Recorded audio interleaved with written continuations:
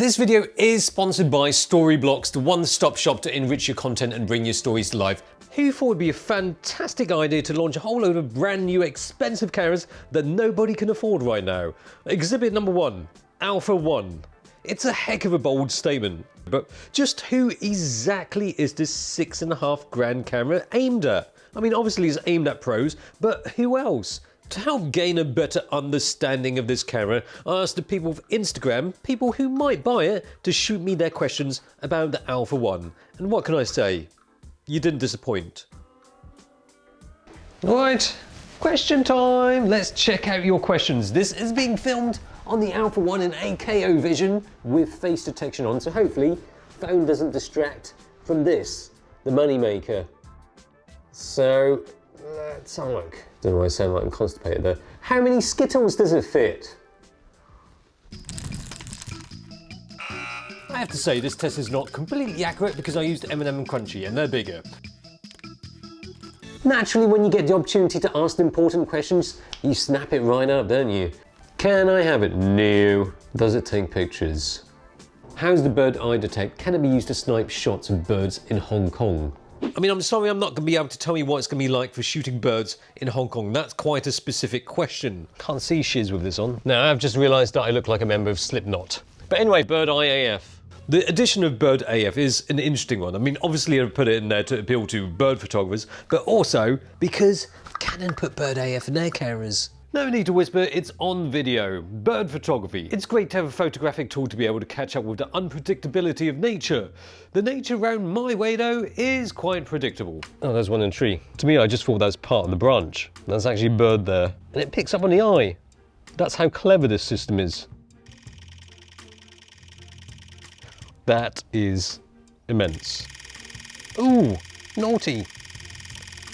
Taking some photos of a bird chilling out in the tree is hardly a challenging test for that Alpha 1, is it? But you know, I remember being shown the A9 at an event with the new Animal AF in 2019. And what did they use to test Animal AF? A bird! The A9 felt impressive, but look, on the A1 it's a whole new dedicated bird AF now, and it's faster. As said in the first look of the A1, it does 120 AF calculations per second.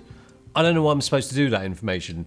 Yeah, still hard to make sense of that number, but when you compare to the AFA calculations of the Alpha 9, which is 60 per second, it means that the Alpha 1 is twice as good. Almost messed up that rudimentary calculation there. With the kind of subjects I'm testing the AF with, I'm hardly challenging it, but it is absolutely bonkers, crazy, brutal.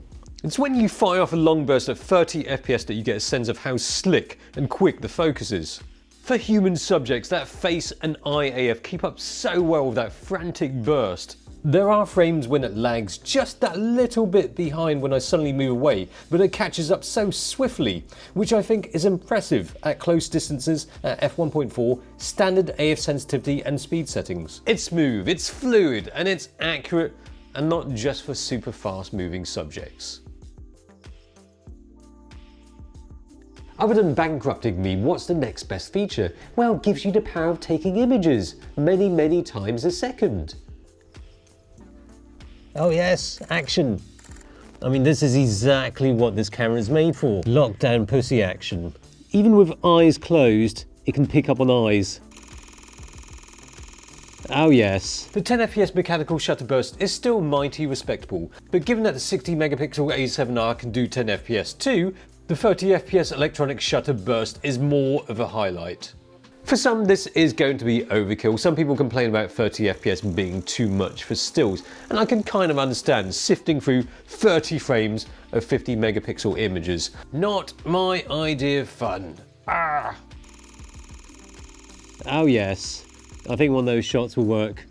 I don't even like sifting through 10 FPS bursts of low res images, let alone 30 of 50. No, he's fucked off, isn't he?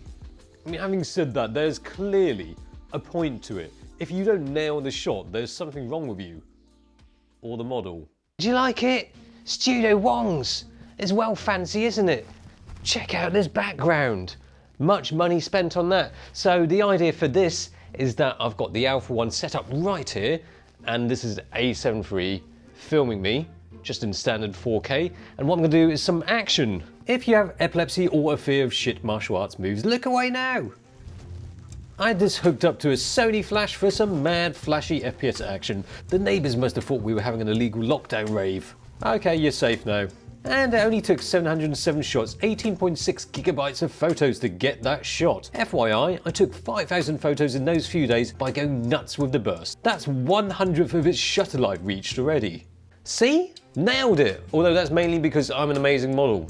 So the idea is that I'm going to give these photos to Tim, and I'm just going to say, work your magic. There's a green screen, I've taken a photo, you do the rest.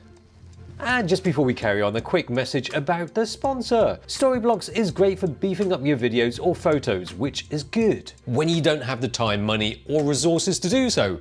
Signing up with the affordable subscription will allow you unlimited downloads from over 1 million royalty-free stock assets. From 4K and HD stock video, there's some great time lapses and aerials in there. Then there's graphics, After Effects and Premiere Pro templates, music, sound effects, and of course, images. Tim downloaded some images to bring out the best of my fantastic poses. And here's the first one. Okay, well this next one has got some potential. Well, yay! That's my new profile pic.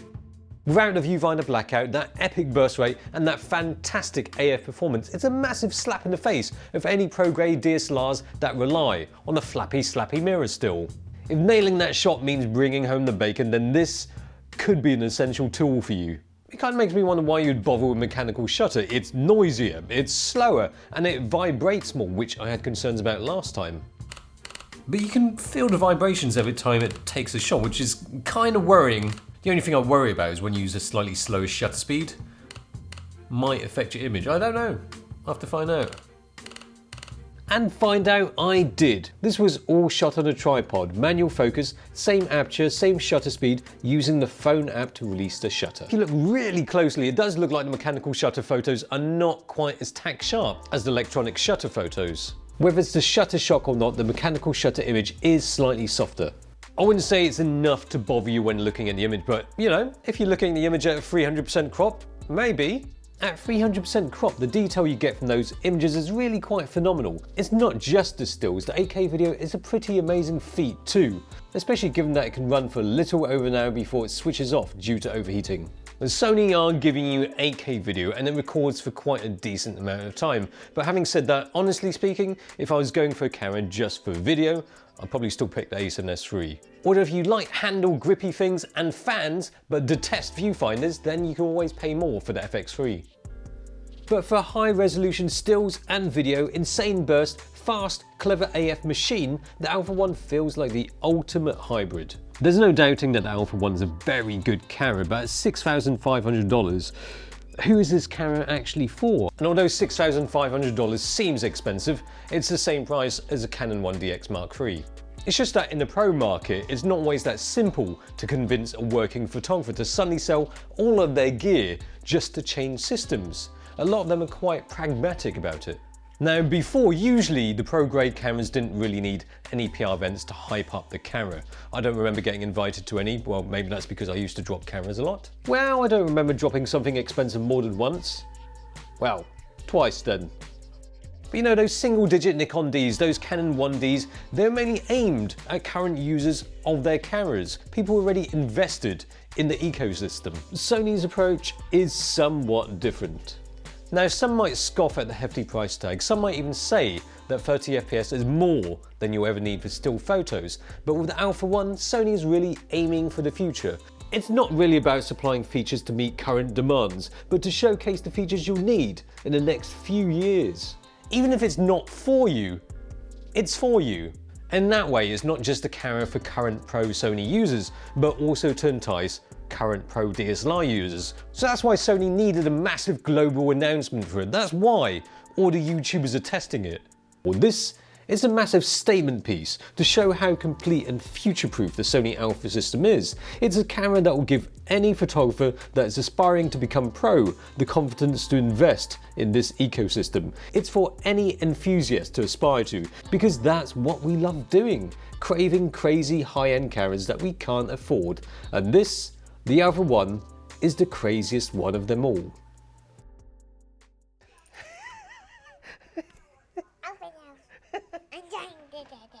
Daddy's become a tree.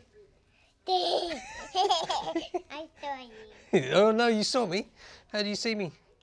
I'm camouflaged though.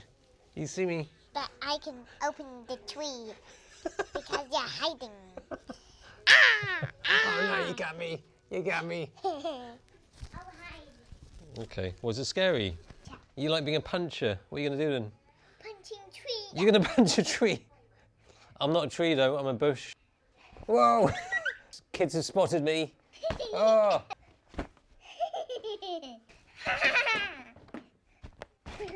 Hit your face. But anyway, for any people who are saying that bird photography is a bit boring, no, quite the contrary.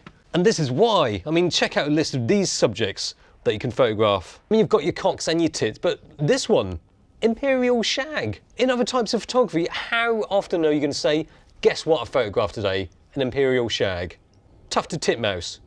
Dick sizzle. Red-footed booby. You can't say bird photography is not exciting, right? Eurasian nutcracker. That's another one. Saucy, isn't it? Is it male or female? Well, it's got knobs and it's got slots. So a bit of both, maybe. Are the buttons click enough to compensate for my ex-girlfriend's touch? What? What does that even mean? Eh? So he's lonely now, so he doesn't have a girlfriend now to touch him, so he's going to resort to touching buttons to get his kick. Fuck it. Dunno. Next. Does it blend? Well, I think we're a boot. Hello, Canada. Is it better than human eye? No, I would never replace my eyes with 2 cameras. Would you buy it? Is it worth my kidney? How many kidneys do I need to sell? You need to sell 3 kidneys.